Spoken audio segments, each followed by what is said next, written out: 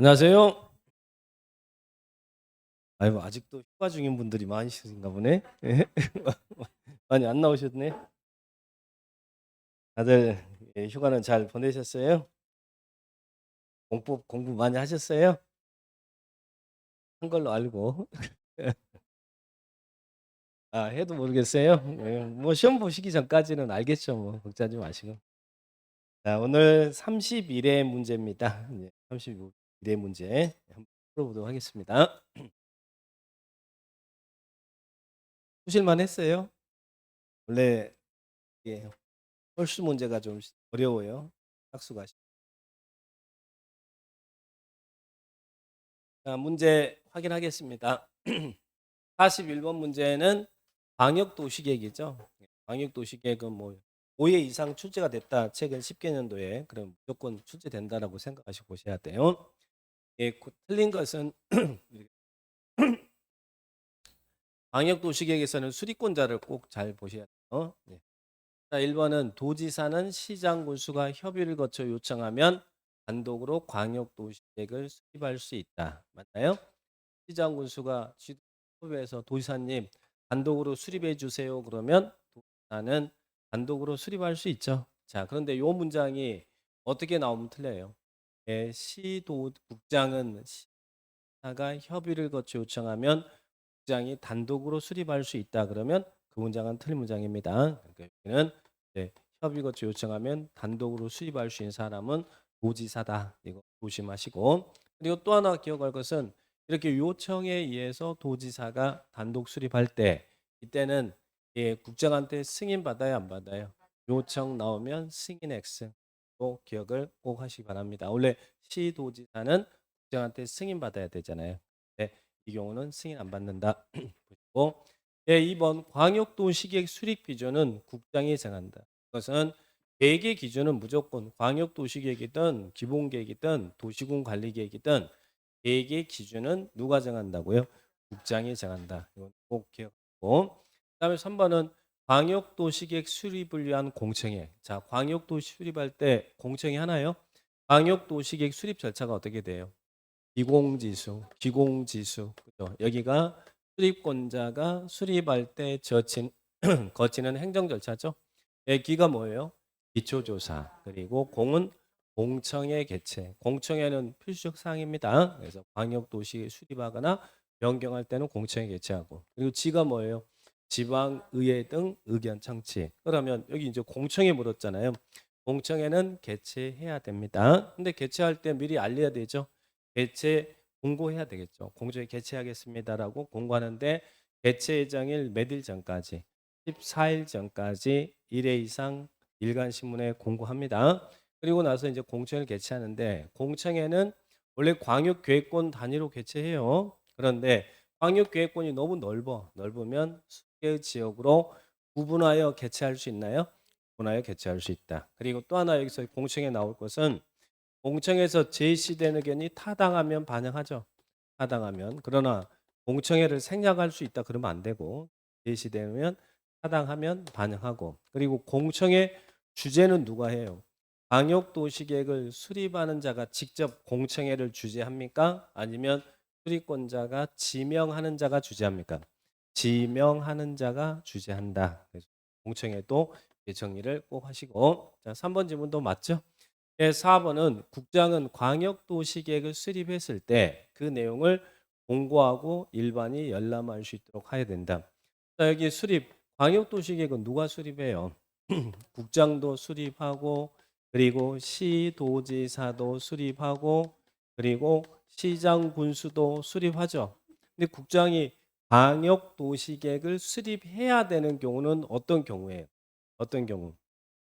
시도지사가 3년 내에 승인 신청하지 않으면 그때는 국장이 직접 수립해야 되죠. 그리고 또 하나는 국가계획과 관련됐을 때는 국장이 수립해야 됩니다. 자, 그러면 이제 수립을 했으면 절차 협의와 심의 거쳐서 승인하죠. 근데 승인은 자기가 자기한테 셀프 승인하지 않죠. 승인은 항상 상급이 하는 거예요. 그래서 시도지사가 수립을 했으면 누구한테 승인을 신청해요? 국장한테 승인을 신청하고 시장 군수가 수립을 했으면 누구한테? 도지사. 예, 도안의 시군 있잖아요. 도지사한테 승인을 신청합니다. 다만 도지사가 요청해서 수립한다든지 그럴 때는 도지사는 국장한테 승인 안 받아도 된다. 자, 그러면 국장은 자기가 자기한테 셀프 승인 없죠. 그냥 자기들이 국장은 이런 절차를 거쳐서 수립을 하는 거예요. 그러면 국장이 수립했거나 국장이 광역도시계획을 승인했으면 그때는 누구한테 송부해줘. 국장이 수립했거나 국장이 광역도시에 승인했으면 시도지사에게 송부를 합니다. 보내줘요. 그러면 시도지사는 우리 지역의 광역도시계획이 이렇게 수립됐습니다. 또는 승인됐습니다라고 공고하고 일반이 볼 수 있도록 열람을 시켜주는 것이고, 그리고 도지사는 승인 신청이 있어서 기공지주에서 수립해서 승인 신청하면 협의심의 거쳐서 승인하면 도지사는 누구한테 송부를 해줘야 돼요. 승인 신청을 한 시장군수에게 송부하면 시장군수가 이를 공고하고 열람합니다. 그래서 공고 열람은 시도지사, 시장군수가 공고 열람한다. 이렇게 나와야 됩니다. 그러니까 4번은 국장이 광역도시 수립했을 때 내용을 직접 공고하는 게 아니라 국장이 수립했거나 승인했으면 시도지사에게 송부하면 시도지사가 이를 공고하게 되는 겁니다. 그러니까 여기는 국장이 공고한다. 이러면 이 문장은 틀린 문장. 그래서 송부를 하면 시도지사가 이를 공고한다. 자, 그래서 광역도시 수립 절차, 기공지수, 협심승, 그리고 송부에서 공고열람 이렇게 정리를 따가시고 수립권자, 승인권자, 공고열람하는 사람 정리를 따가시면 되겠어요. 답은 4번이 답이죠. 네, 그 다음에 5번은 광역도시계획을 공동으로 수립하는. 자, 광역도시계획 수립 시도지사 시도에 걸쳐 있으면 시도지사가 공동 수립하고 같은 도에 광역계획권이 지정되면 시장군수가 공동 수립하잖아요. 2개 이상 묶어서 수립하니까 공동 수립이 원칙이죠. 근데 공동 수립해야 되는데 내용에 대한 협의가 이루어지지 않으면 그때는 어떻게 해야 됩니까? 조정해 주세요라고 신청할 수 있죠. 시도지사는 누구한테 조정을 신청해요? 당연히 국장한테 조정을 신청할 것이고 조정 신청. 그리고 시장 군수는 누구한테 조정 신청하겠어요? 도지사한테 조정을 신청하죠. 근데 이 조정 신청은 반드시 공동으로 조정해 달라고 신청해야 됩니까? 아니면 단독으로 신청할 수도 있습니까? 단독 또는 공동으로 조정을 신청할 수 있다. 자, 그렇게 정리를 하시면 돼요. 그래서 공동으로 수립하는 시도지사는 그 내용에 대해서 협의가 이루지 않으면 단독 또는 공동으로 국장한테 조정을 신청할 수 있다. 조심할 것은 단독 신청도 가능하다라는 걸 명심하셔야 돼요. 반드시 공동으로만 조정을 신청해야 된다. 그러면 안 돼요. 그런데 단독 신청이 있을 때는 뭐 할 수 있어요? 단독 신청이 있을 때는 다시 한번 니들끼리 협의해봐라고 재협의를 공고할 수 있죠. 재협의. 니들끼리 다시 한번 협의해봐라고 재협의를 공고할 수 있어요. 그러나 공동으로 조정해달라고 신청했는데 야 니들끼리 다시 한번 협의해봐라고 재협의 공고하지 않습니다. 그러니까 그런 광역도시계획 조정에 관련된 사항들 정리하시 기 바랍니다. 그래서 키워드 여기서는 요청할 때는 국장한테 승인 안 받는다. 그 조정 신청은 단독 또는 공동으로 신청할 수 있다. 이런 지문들 꼭 확인해 놓으시 기 바랍니다. 41번은 답은 4번이에요. 자, 보시고. 자, 그다음에 42번은 뭐 거저 준 문제죠. 그런데 이런 용어당 시험에서는 입에 용어가 이렇게 나왔지만 이런 식의 유형의 용어는 다시 또 나올 수도 있어요. 용도 지구의 용어 정리죠. 자, 공업 기능 및 물류 유통 등을 중심으로 개발 정비할 필요가 있다. 그러면 이건 뭐에 대한 설명이에요? 산업유통개발진흥지구죠. 참고로 그러면 문제 정리하실 것은 개발진흥지구는 주상관 복특 나눠지죠. 주거 기능을 중심으로 주거개발진흥지구, 공업물류유통을 중심으로 산업유통, 관광휴양을 중심으로 관광휴양개발진흥지구. 둘 이상 그러면 복합. 이 주상관 외 특정한 목적을 위해서 개발하겠다. 특정개발진흥지구. 개발진흥지구는 주상관 복특 이렇게 꼭 기억하시고 그럼 복합용도지구는 뭐예요? 복합용도지구는 복합용도지구는 이 일반 주거적, 일반 공업적, 계획관리적의 복합적인 토지용을 도모하고 그죠? 그래서 특정 시설의 입지를 제한해요, 완화해요. 복합 용도지구 그러면 이때는 특정 시설의 입지를 완화할 필요가 있다. 복합적인 토지 이용을 도모하기 위해서 특정 시설의 입지를 완화한다.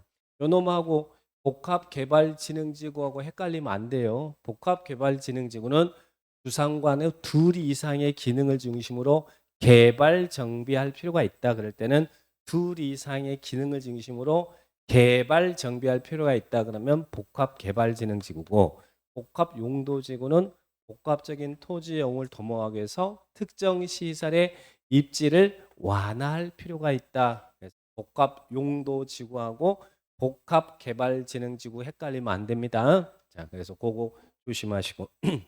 그다음에 주거개발진흥지구는 뭐예요? 주거를 뭘 중심으로? 주거 기능을 중심으로 개발 정비할 필요가 있다. 그러면 주거개발진흥지구 그죠? 그리고 산업유통은 이게 답이죠. 공업이나 물류통을 중심으로 개발 정비할 필요가 있다. 산업유통개발진흥지구. 그다음에 관광휴양개발진흥지구는 뭐겠어요? 말 그대로 관광 휴양을 중심으로 개발 정비할 필요가 있다. 그러니까 그 명칭에 목적이 다 함축돼 있잖아요. 그다음에 특정개발진흥지구는 뭐예요? 특정개발진흥지구. 여기에 있는 주상관 복특 특정개발진흥지구잖아요. 그러니까 주상관 외의 특정한 목적을 위해서 개발 정비할 필요가 있다. 그러면 그게 뭐라고요? 특정개발진흥지구. 그래서 이런 용도지구 종류, 목적 이런 구분들 딱 하셔야 돼요. 그래서 요것만 단순히 너무 쉽게 나왔다고 요것만 외워서 할 게 아니라 요 나머지 이런 복합 용도지구 의도 기억하시고 그리고 특정개발진흥지구 이런 부분도 좀 부분들 체크하면 됩니다. 답은 3번이죠. 이런 유형은 또 나올 수도 있다. 그래서 자, 그다음에 43번이 어려웠어요. 원래 우리 기반시설 부담구역 안에 기반시설 유발계수 있잖아요. 우리 건축법에 29개 용도, 단독주택부터 시작해서 야영장시설까지 29개 용도가 있는데 그 건축물의 용도 종류마다 기반시설을 유발하는 유발계수가 있어요. 그러면 기반시설 부담구역에서는 유발계수가 발생하게 되면 설치 비용을 내야 되잖아요. 그 계수에 따라서. 그런데 유발계수 기반시설 유발하는 시설에서 제외되는 건축물이 있다는 얘기예요. 자, 이거는 우리 시험에서 우리 국토계획법 시행령 별표에 있는 내용이에요. 별표. 별표에 있는 내용이니까 이 부분도 유발계수 여기에서는 다시는 공부할 필요는 없어요. 다만 이해는 하셔야죠. 개념 이해는. 자, 어떤 것은 유발계수에서 유발하는 시설에서 제외하는. 그 제외하면 좋은 거예요, 안 좋은 거예요? 좋은 거죠. 설치 비용을 안 내도 된다는 이야기니까. 그죠? 자, 그러면 유발계수에서 제외되는 건축물에 해당하지 않는 것은 이 유아교육법에 따른 사립유치원, 유치원은 교육시설이잖아요. 그러니까 이것은 유발계수에서 제외시켜 주겠대. 자, 그 다음에 또 임대주택 어떻게 좀 제외시켜 줄만 해요, 안 해요? 네, 하다고 그런 느낌 있으면 돼. 자, 그런데 농수산물 집화장 이것도 유발교에서 제외시켜 줘야 될 것 같죠. 그런데 여기는 어디가 틀렸냐면 상업적이 틀렸어요. 자, 그러면 어디냐면 여기는 녹관농자, 녹지적, 관리적, 농림적, 자연환경 보전적의 농수산물 집화장은 유발계수에서 제외되는 건축물이다. 그러니까 여기는 농수산물 집화장은 충분히 제외할 만한 건축물이잖아요. 하지만 대상 지역이 상업지역이 아니라 녹관 농자여야 합니다. 그래서 여기는 3번이 틀렸습니다. 자, 그다음에 4번은 주한 국제기구 소유 건축물. 자, 국자 취해 복권이잖아요. 그러니까 이것은 이거 제외시켜 줘야 될 것 같은 그런 느낌 있잖아요. 미군한테 야 돈 내고 미군이 뭐라 할 것 같은데 총 들고 올 것 같은데 자, 그러니까 그다음에 여기는 또 지구 단위 택지 개발 예정 지구에서 지구 단위 계획을 수립해서 개발하잖아요. 자, 그러니까 이것도 유발교에서 제외되는 건축물입니다. 그러나 이 부분은 한 번 정도면 됩니다. 다음에는 크게 신경 쓸 필요는 없습니다. 그래서 일회성의 문제는 한 번 정말 이례적으로 한번 출제할 수 있는 그런 파트가 있고 다음에 또 나올 수 있는 부분이 있어요. 그래서 이런 부분들 제가 별표 안 쳐놓은 것은 그냥 일회성의 문제면 그냥 넘어가셔도 되고 별표 쳐져 있으면 주의해서 이제 관련해서 좀 정리를 해주실 필요가 있고 답은 3번이고 그 다음에 도시군 관리계획 결정. 자, 여기는 이제 관리계획 결정에 관한 사항이에요. 결정. 자, 우리 이 관리계획 내용 지구기사지 있잖아요. 지구기사지 도시군 관리계획 내용의 지구기사지 지구 여러분은 지구를 지키는 기사죠. 그죠? 자, 이런 관리계획을 위반할 때 위반권자는 다 위반할 수 있잖아요. 자, 위반할 때 절차가 어떤 절차가 있어요? 예, 이런 할 때는 기초조사고 기 그리고 주민 의견 청취하나요, 안 하나요?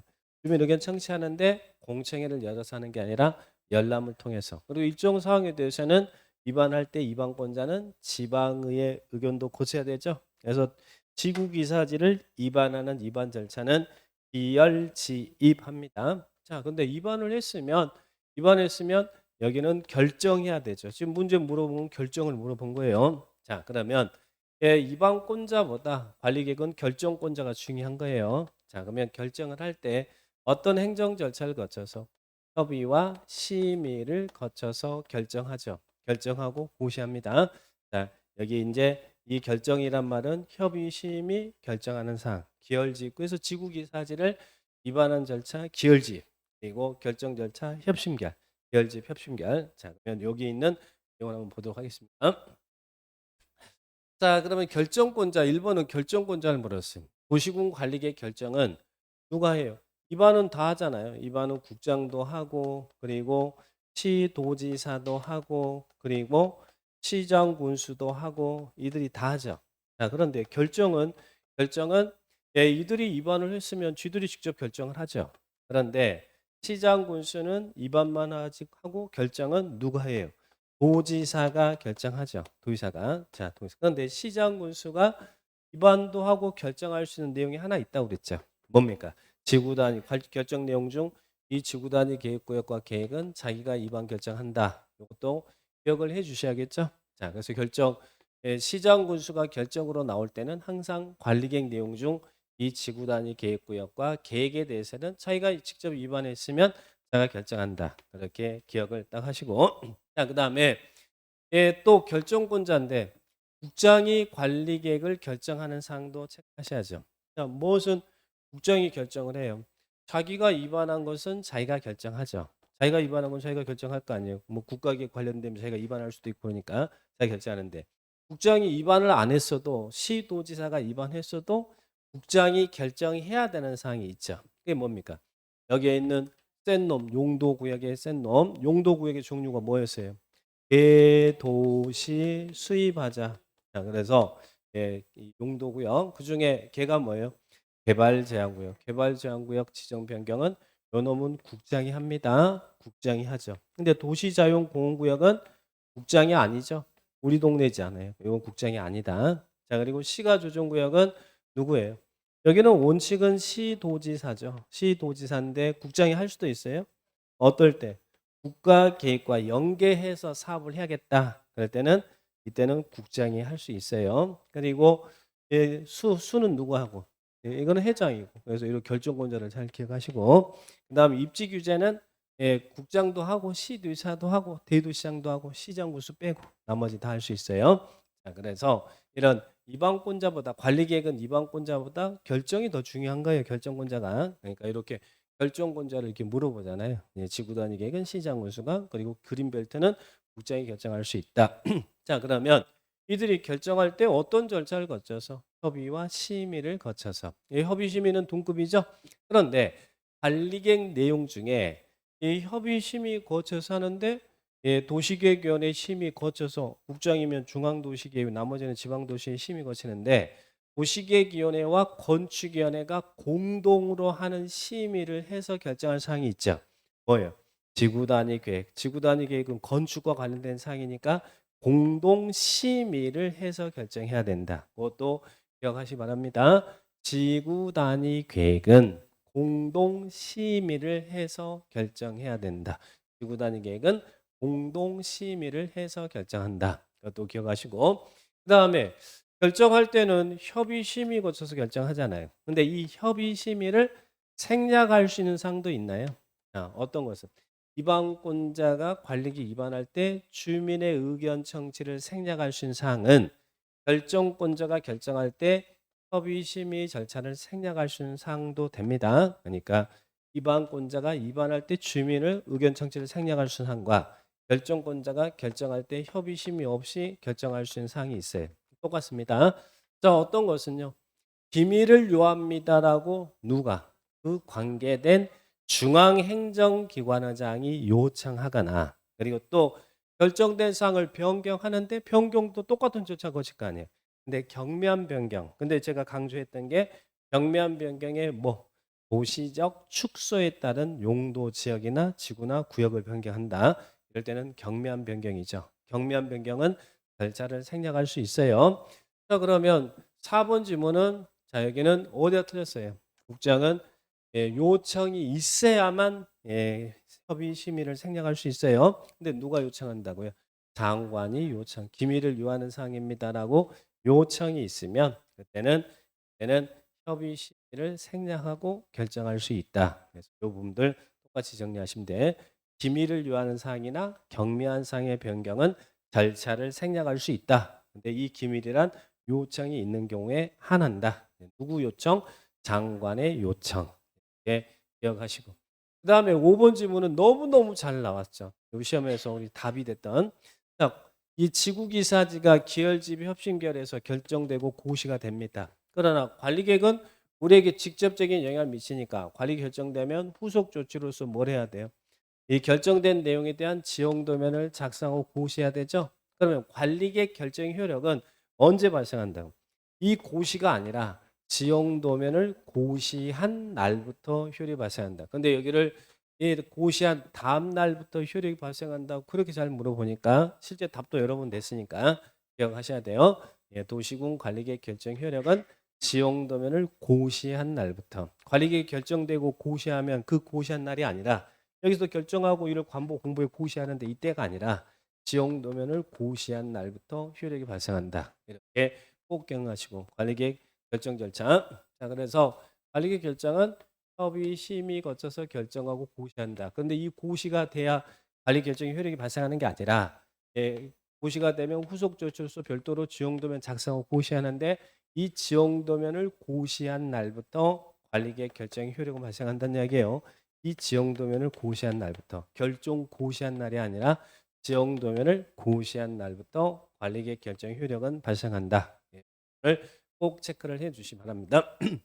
자, 그래서 여기에 있는 관리계획 결정에 관련된 사항도 꼭 체크를 해 놓으시고 자, 그다음에 답은 여기는 4번이고요. 지금 아까 확인하시고 그다음에 청문. 자, 청문 이거 나오면 청문은 우리 행정기관이 우리에게 불이익 처분을 가하고자 할 때 행정절차법에 따라서 서면으로 의견을 제시할 수 있는 기회나 또는 청문을 실시해서 소명할 수 있는 기회를 줘야 되는데 행정절차법에 의하면 청문은 개별법에 명시되어 있는 경우만 청문을 실시해요. 그래서 우리 국토계획법에서는 이러이러한 경우 청문을 실시할 수 있다. 그래서 청문 사유를 세 가지 사유를 두고 있죠. 근데 청문은 우리에게 자격을 취소하거나 등록을 말소하거나 이런 취소나 말소할 때 청문하는 거잖아요. 그러면 국토계획법에서는 어떨 때는 취소, 말소 전에 청문을 실시하도록 하고 있어요. 개시실, 개가 뭐예요? 개발행위 허가. 개발행위 허가해주고 개발행위 허가를 해주고 허가를 취소시켜 버리려고 한대요. 그러면 저 개발행위 못 하잖아요. 그러니까 그럴 때는 개발행위 허가를 취소하기 전에는 청문을 실시합니다. 그리고 시가 뭐예요? 시행자. 왜 시가 나와? 시행자 도시군계획 시설 사업 시행자 지정을 했는데 그 지정을 취소하려고 그래. 시행자 지정 취소. 시행자 지정을 취소하려고 할 때는 청문을 실시합니다. 시행자 지정 취소. 그리고 실은 뭐예요?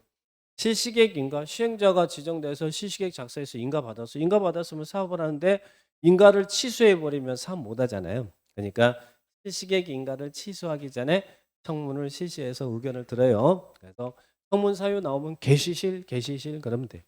자, 그러면 기업번 청문을 해야 되는 사유. 기업번은 청문 사유 맞습니까? 개발행 허가 취소. 그런데 이음보 보니까 여기도 개가 나왔어. 개발행 허가 제한. 허가 제한은 청문 사유가 아니죠. 취소나 말소할 때 청문을 실시하는 것이지 행위를 제한할 때는 청문 사유가 아닙니다. 그러니까 또개 그랬으니까 두 개가 개 나왔는데 어느 것이 맞을까 막 이때 빠때 뽕 해가지고 잘못 치고 그러면 안 돼요. 취소나 말소일 때 청문을 실시하는 거잖아요. 뭐 설마 좀 그렇게 푸신 분 계셔? 자, 개발행 허가 제한은 청문 사유가 아니고 그다음에 실시계 기인가 취소 맞습니까? 예. 청문 사유 이런 것들은 맞춰줘야 될 문제예요. 청문 사유는 대시실, 개발행위 허가 취소, 시행자 지정 취소, 실시계 인가 취소. 예, 취소를 할 때는 청문을 실시해서 의견을 들어라. 개시실 기억합니다. 예, 답은 몇 번이에요? 답은 4번인가요? 자, 4번. 자, 딱 하시기 바랍니다. 자, 보시고.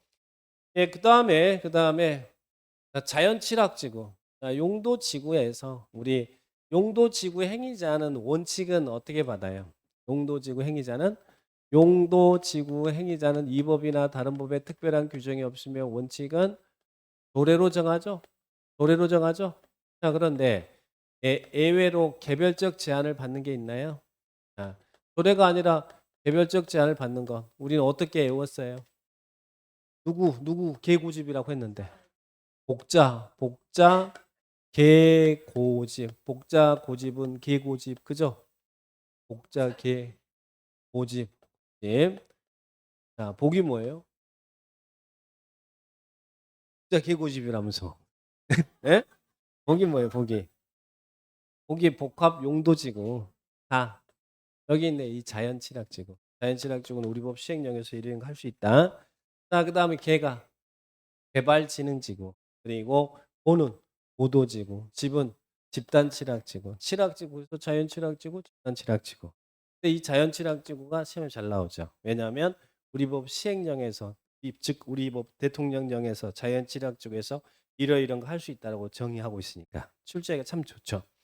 자연취락지구에서 건축할 수 있는 건축물에 해당하지 않는 것은 자연취락지구는 무조건 4층 이하, 조례는 고려하지 않습니다. 그러면 자연취락지구에서 뭐 할 수 있습니까? 뭐 할 수 있어요? 우리 법에 이런 거 할 수 있다 정하고 있죠. 자연취락지구에서 건축할 수 있는 건축물, 조례는 고려하지 않는다.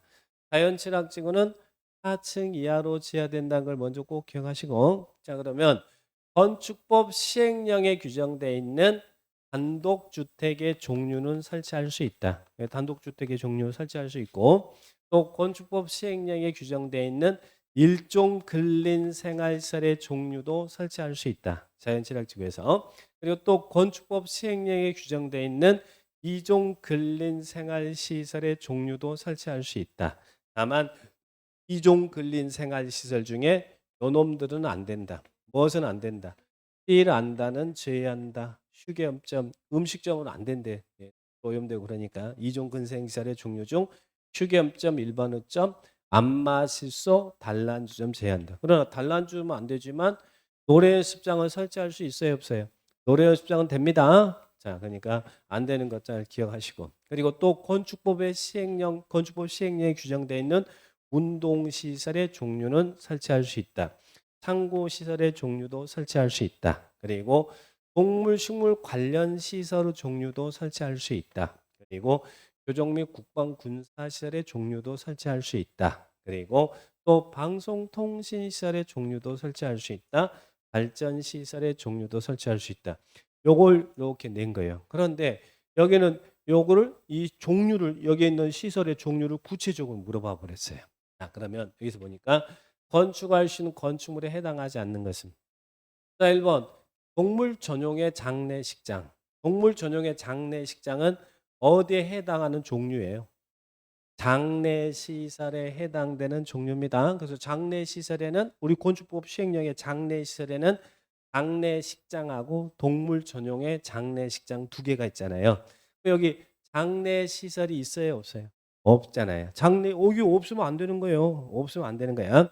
그러니까 장례시설에는 장례식장하고 동물 전용의 장례식장이 있는데 이것은 설치할 수 없다. 왜?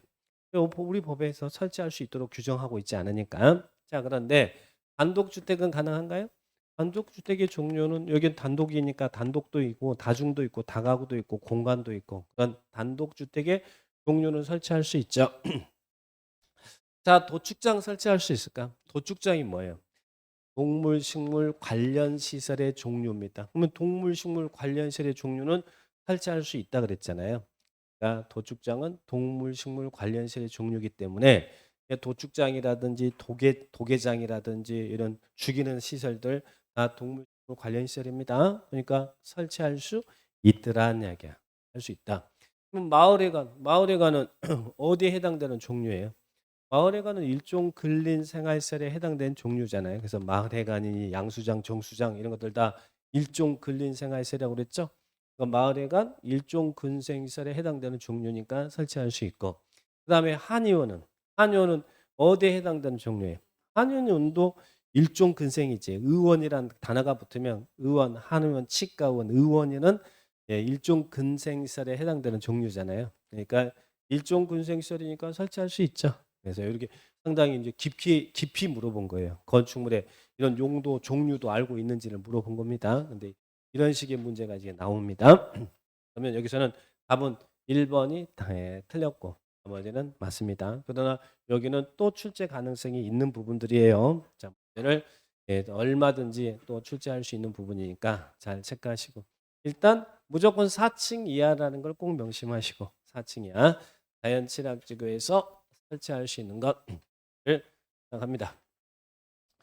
자, 그다음에 또 우리 47번 문제는 공동구. 전기, 수도, 가스, 통신 등을 공동으로 수용하기 위해서 만드는 지하 시설물. 근데 이 공동구는 작년에는 이 도시군 관리계획 결정 없이 설치할 수 있는 기반 시설의 종류를 시험에 물었으니까 올해 같은 경우는 공동구 쪽에 출제 가능성이 높아요. 그래서 공동구에 관련된 부분들 정리를 꼭 해 놓으시고, 도시군 계획 시설 파트에서는 공동구가 설치가 됩니다. 자, 그러면 일단 여기서 나왔던 문제는 공동구는 기준은 얼마를 초과하는 200만 제곱미터를 초과하는, 이건 기준은 꼭 기억하셔야 돼요. 200만 제곱미터를 초과하는 이러이런 사업의 시행자는 공동구를 설치해야 된다. 그래서 우리 법에서는 공동구를 설치해야 되는 지역을 찾아봐라 이게 나왔어요. 근데 이걸 여러분 어떤 개념으로 이해하셔야 돼요? 200만 제곱 초과하는 인구 집중 지역이다. 그런 지역에 공동구 설치하지, 뭐 인구가 집중되는 우리들이 거주하는 공간이 공동구가 설치돼야지, 꼭 공장이 들어서거나 쓸데없는 그런 시설들은 공동구 설치 규정은 의무지역은 아닐 거 아니에요. 항상 이런 개념으로 인구 집중 지역, 자, 인구가 많이 모이는 지역, 그 기준은 200만 제곱미터 초과는. 그러면 공동구를 설치해야 되는 지역을 모두 골라라. 자, 그러면 1번 공공주택 특별법에 따른 공공주택지구. 자, 인구가 집중돼야 안 돼. 주택이 들어서니까 200만 제곱 초과하는 공공주택지구는 당연히 공동구를 설치해야겠죠? 그런 느낌으로 보시면. 자, 그러면 정비구역. 정비구역이라는 게 재개발, 재건축이잖아요. 주택이 들어서는 지역이죠. 그럼 인구 집중돼야 안 돼.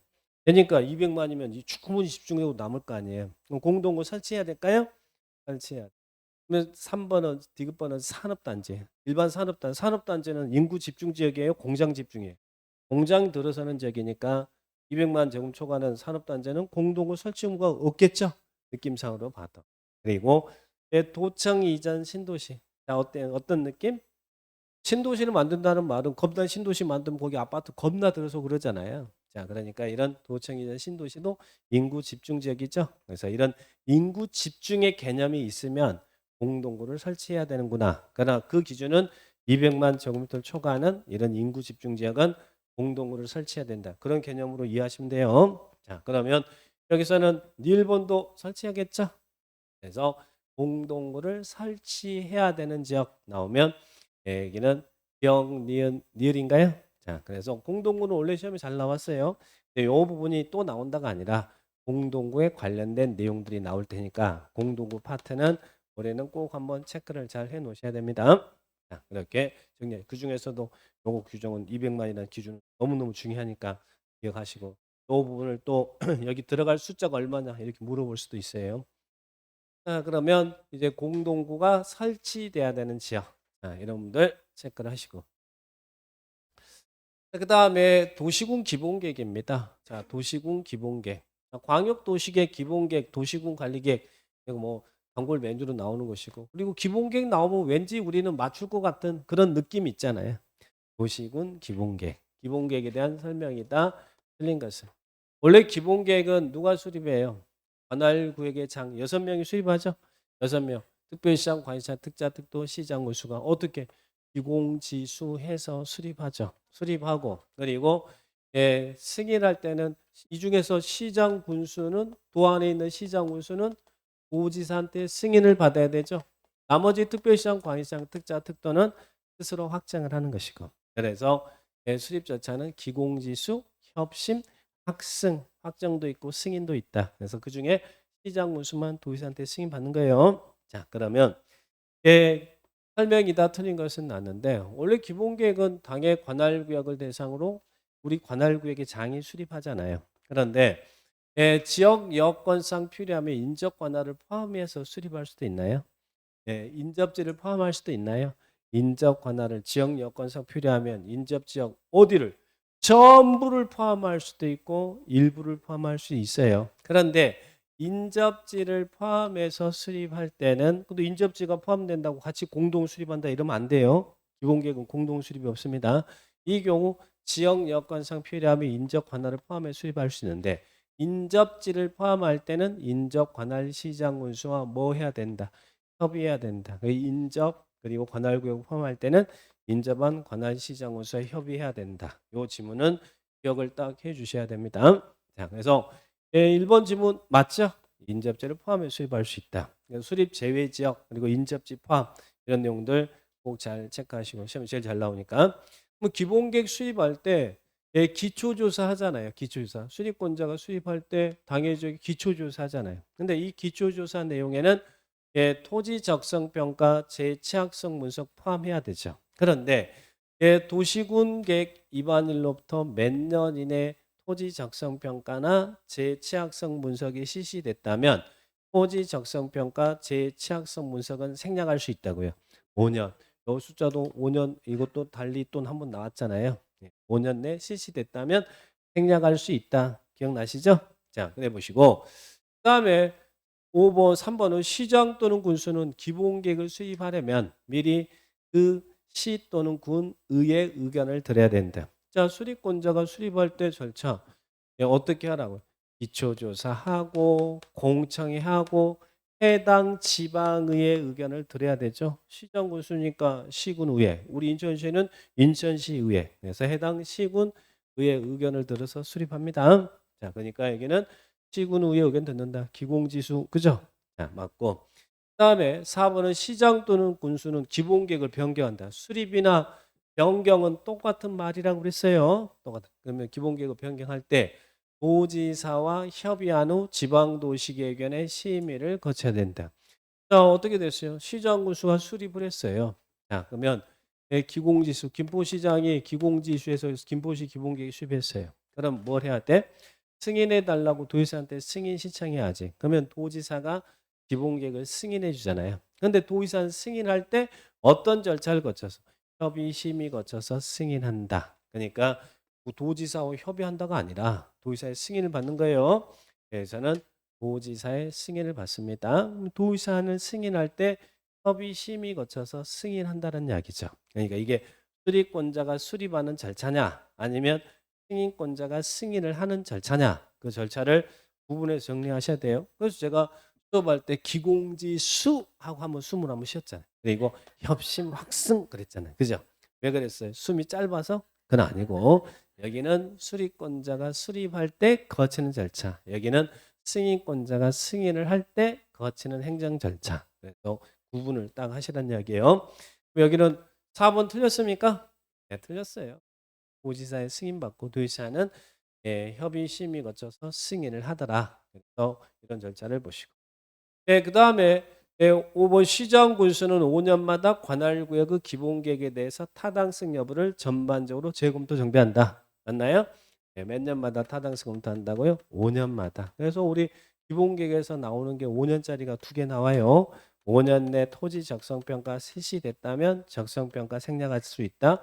그리고 기본계획은 5년마다 타당성 검토한다. 이 두 군데가 5년이라는 숫자가 나오더라. 정리를 딱 하시 바랍니다. 자, 그 다음에 용도구역입니다. 자, 용도구역 작년 그 작년 이게 용도구역에서는 시가 조정구역이 2년 연속 추제가 됐어요. 그러면 올해는 입지규제 최소구역이 출제될 겁니다. 그러니까 입지규제 최소구역, 용도구역 중에 입지규제 최소구역을 잘 체크를 해 주셔야 돼요. 그러면 이제 기존에 어떤 형태로 나왔는지도 확인하시고 입지규제 최소구역이 올해는 출제 가능성이 높다. 자, 그러면 입지규제 최소구역은 좋은 거예요, 안 좋은 거예요? 겁나 좋은 거죠. 우리 인천역 거기에 입지규제 최소구역 지정해서 지금 복합 역사 짓고 있잖아요. 복합 개발하고 있잖아요. 그죠? 그래서 도시 정비 촉진하고 지역 거점을 육성할 필요가 있으면 입지규제 최소구역을 지정할 수 있어요. 근데 제가 수업 시간에 강조했던 게 어디다 이 좋은 거 어디다 지정할 수 있는지 그 지정 대상 지역을 꼭 기억하시라고 했어요. 여기서는 이제 지정 대상 지역 중에 하나가 나왔는데 우리는 입지 규제 최소 구역 어디다 지정할 수 있는지 대상 지역 다시 한번 확인을 해서 정리해 놓으셔야 돼. 자, 뭐 옳은 것 그랬습니다. 2번 도시군 관리계획 결정권자는 기본계획에 따른 도심, 부도심 또는 생활권 중심 지역과 그 주변 지역의 전부 또는 일부를 입지 규제 최소 구역으로 지정할 수 있다. 맞나요? 그죠? 도심, 부도심, 생활권 중심 지역. 자, 그런데 여기서 이제 이것 때문에 꽂혀가지고 요 기본계획이 나오니까 아니다. 기본계획은 입지규제 최소구역을 기본계획으로 결정한다가 아니라 기본계획에 정하고 있는 도심이나 부도심 생활권 중심 지역에 도시군 관리계획으로 입지규제 최소구역을 지정할 수 있다는 이야기예요. 그러니까 그 의미지 입지규제 최소구역을 기본계획으로 정한다가 아니라 기본계획에서 정하고 있는 도심, 부도심 생활권 중심 지역을 관리계획 결정권자가 도시관리계획으로 입지규제 최소구역을 지정할 수 있다는 이야기예요. 그러니까 요즘은 맞습니다. 그래서 또 입지규제 최소구역으로 지정할 수 있는 대상지역 우리 유학집이든 빵꾸노트든 거기 반드시 체크를 해 놓으시고 정리를 꼭 해 주셔야 돼. 자, 그 다음에 니은번. 여기는 기억번은 맞는 문장이죠? 맞는 문장. 그 다음에 니은번은 입지규제 최소구역에서는 입지규제는 굉장히 좋은 제도라고 했죠. 그래서 입지규제 최소구역에서는 이런 다른 법률에 이러이러한 시설 설치 규정을 적용하지 않는 배제사항도 있고 또 완화사항도 있고 간주사항도 있고 그런다고 그랬죠. 자, 입지규제 최소구역에서는 주차장법에 따른 부설 주차장 설치 기준을 적용하지 않을 수 있나요? 그죠? 그래서 우리 배제되는 법률이 뭐가 있다고 했어요? 주주문건, 주가 뭐예요?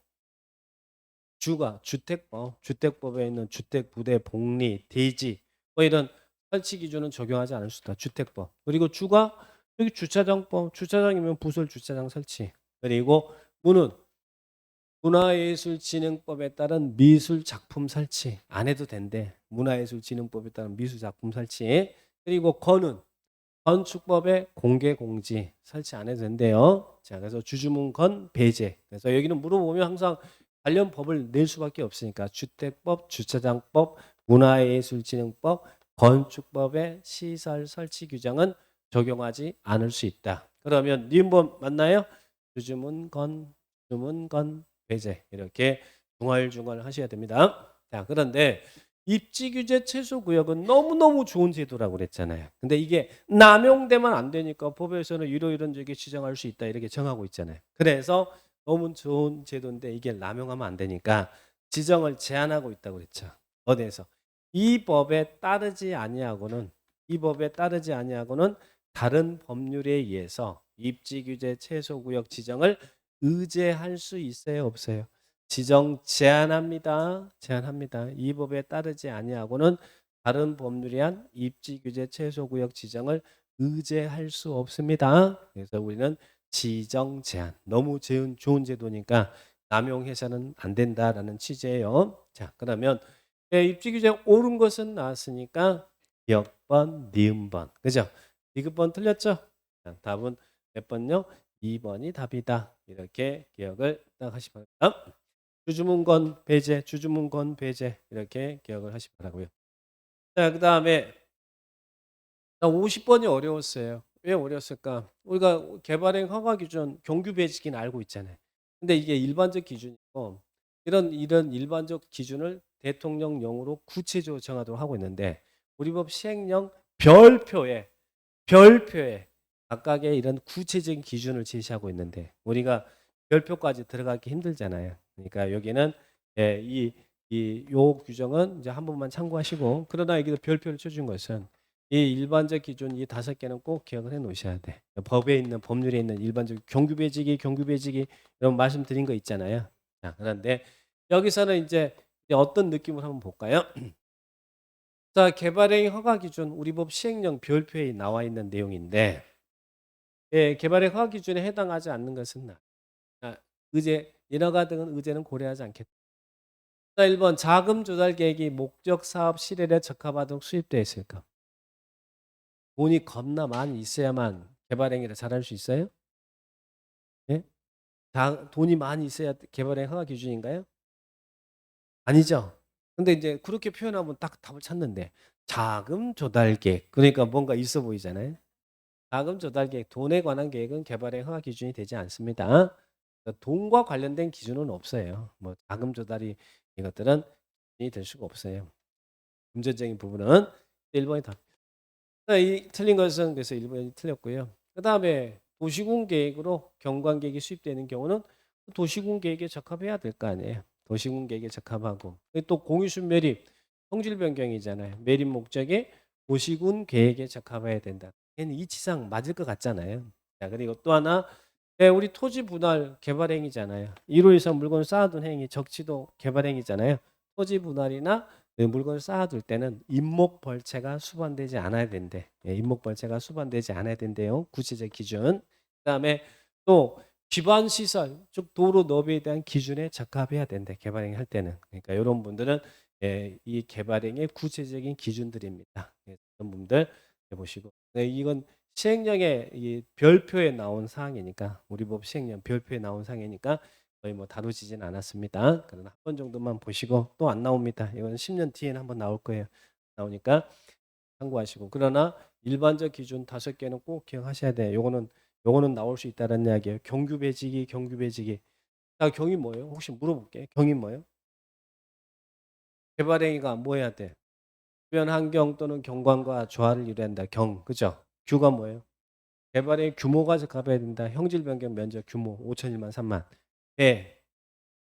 배치. 뭐에 배치되면 안 돼? 예? 개발행위가 도시군 관리계획 그리고 성장 관리계획의 내용에 어긋나면 안 된다. 계획에 어긋나면 안 된다. 그죠? 지. 도시군 계획 사업에 지장이 없어야 된다.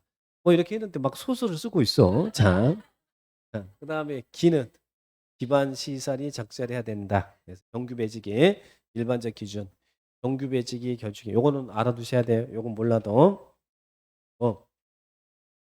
자, 그다음에 성장 관리 계획은 요건 최근 2년 연속 계속 출제가 됐고. 그러나 또 될 수 있어요. 이거는 개정돼서 들어온 내용이니까. 그래서 내용도 수정을 해서 내온 거예요. 성장 관리 계획에 대한 설명이다. 옳은 것을 모두 골라라. 이제 박스입니다. 성장 관리 계획에 대한 설명이다. 옳은 것을 모두 골라라. 기반 시설의 배치 규모에 관한 사항은 성장 관리 계획에 포함되지 않는다. 제가 여러분 성장 관리 계획은 어떤 개념으로 이해하라고 했어요? 누구의 동생이다? 지구 단위 계획의 동생이다. 2% 부족한 지구 단위 계획이다. 거의 지구 단위 계획이라고 그랬잖아요. 그죠? 그러면 건물의 배치 규모에 관한 사항은 지구 단위 계획에도 포함되고 성장 관리 계획에도 포함되는 거예요. 지구 단위 계획의 동생이야. 근데 지구 단위 계획에는 있는데 성장 관리 계획에 없는 내용 뭐 하나 없다고 그랬어요. 건축선. 건축선은 지구 단위 계획에는 있지만 성장 관리 계획에는 건축선은 포함이 안 돼요. 성장 관리 계획은 녹관 농자의 난개발이 우려가 있는 지역이니까 도시지역에서 지정하는 게 아니니까. 그러니까 그것만 기억지. 지구 단위 계획의 동생이에요. 그러니까 성장 관리 계획 나오면 항상 지구 단위 계획과 연결시켜 주시면 돼. 그러니까 2% 부족한 지구 단위. 여기는 배치에 관한 사항은 성장 관리 계획에 포함되지 않는다 그러면 틀리죠. 포함돼야 되죠. 지구 단위 계획의 동생이다. 그다음에 성장 관리 계획은 어디서 수립해요? 성장 관리 계획을 수립하려면 성장 관리 계획 구역 지정하죠. 근데 성장 관리 계획 구역은 어디다가 지정한다 없어요. 녹관 농자 꼭 기억하셔야 돼요. 녹지지역, 관리지역, 농림지역, 자연환경 보전지역에 난개발의 우려가 있는 지역. 그러면 무슨 지역은 성장 관리 계획 구역을 지정할 수 없어. 시가와 용도지역이 무슨 지역이에요? 주거지역, 상업지역, 공업지역을 우리는 시가화 용도지역이라고 하잖아요. 개발의 기준 적용할 때 시가 용도지역은 성장관리계획구역을 지정할 수 없습니다. 시가 용도적은 국어적, 상업적, 공업적을 시가 용도적이라고 그래요. 부산공에는 성장관리계획구역을 지정할 수 없어요. 지정할 수 있는 지역은 녹관농자, 녹지관리, 농림, 자연환경 보전지역에 난개발의 우려가 있는 지역에 난개발 방지하기 위해서 관할구역의 장이 성장관리계획 규정합니다. 그러니까 시가와 용도지역의 성장관리계획구역을 지정할 수 있다 그러면 틀린 거예요. 근데 여기서는 뭐라고 했어요? 시가와 용도지역은 성장관리계획구역 지정 대상 지역이 아니다. 맞죠? 부산공에다는 성장관리계획구역을 지정하지 않습니다. 그러니까 부산공은 아니고 녹관농자다. 꼭 기억하셔야 돼. 그러면 계획관리지역에는 성장관리계획구역 지정할 수 있나요? 또 녹지적, 관리적, 농림상 이 관리지역 안에는 보존관리도 있고 생산관리, 계획관리도 있죠. 그러면 성장관리계획구역이 지정되고 성장관리계획이 수립되면 우리는 성장관리계획도로 개발행해야 되잖아요. 그러니까 이쁘니까 건축기준 완화해 주죠. 자 그러면 건폐율과 용적률 완화해 주잖아요. 근데 건폐율은 해당 용도지역에 적용되는 건폐율에 플러스 10 얹어주라고 그랬죠. 그러면 관리지역이나 녹지지역이나 관리지역이나 농림 자연환경 보전지역 건폐율은 얼마예요? 계획관리지역만 빼고 나머지 다 20이잖아요. 20인데 여기 성장관리계획구역이 지정되면 플러스 10 하니까 30. 근데 계획관리지역은 원래 건폐율이 40인데 플러스 10 올라가니까 50% 이하에서 거래가지 않은 비율로 완화할 수 있고. 그럼 용적률은 계획관리지역에서만 용적률 완화가 일어나요. 용적률은 계획관리지역에서만 완화돼. 원래 용적률은 계획관리지역이 100%인데 여기 얼마? 125%에서 완화할 수 있다. 이렇게 기억합니다. 자, 그러면 디귿번은 계획관리지역의 경관계획을 포함한 성장관리계획이 수립되면 50% 이하 부분에서 조례로 건폐율을 정할 수 있다. 맞나요? 계획관리지역 원래 40인데 플러스 10 하려고 하니까 50% 이하에서. 맞죠? 자, 그래서 성장관리계획 구역은 여기도 또 출제 가능성이 높습니다. 최근 2년 출제됐지만 또 출제될 수 있어요. 그러니까 성장관리계획 구역, 성장관리계획 이렇게 하시고 이런 박스형의 문제 정리를 하시면 되겠고. 답은 몇 번이 답이에요? 4번이 답인가요? 4번이 답. 이렇게 정리하시고. 자, 이제 국토계획법 마지막 12번 문제. 52번 문제. 아, 이런 거 나왔어요. 얼마나 쉬웠어요. 기반시설 부담구역에 우리 기반시설 부담구역이 지정되면 그 기반시설 부담구역 안에 어떤 개발 행위가 여기가 학교가 필요하다고 해서 기반시설 부담구역을 지정했어요. 그러면 이 안에 어떤 개발 행위가 기반시설 설치 비용을 내야 됩니까? 부가대상 행위. 어떤 행위? 여기는 부가대상 행위는 어떤 행위? 1일이 초과하는 무슨 행위? 200제곱미터를 초과하는 이 안에 건축물의 신축, 증축 행위가 부가대상행위죠. 이미 요 부분 이렇게 냈잖아요. 200제곱미터 초과는. 여기서 200제곱미터 초과는 자, 근데 이제는 요거 정리를 하셔야 돼요. 요거 200제곱미터 초과는 신축 행위와 증축 행위가 부가대상 행위입니다. 그런데 여기 개축이나 재축이나 리모델링은 설치 비용 부가대상 행위가 아니에요. 그래서 200제곱미터 초과하는 신축, 중축 행위가 설치 비용이 부과된 대상이다. 신축, 중축 행위라는 걸 기억하셔야 돼요. 개축, 재축, 리모델링 이런 것들은 부과 대상 행위가 아니다. 100제곱 초과는 신중축 행위. 그 답은 몇 번이에요? 2번인가요? 이렇게 정리하시고 이런 부분도 좀 쉬운 문제였죠? 자, 근데 이 파트는 자, 이렇게 보시고 좀 쉬었다가 이제 보도록 하겠습니다.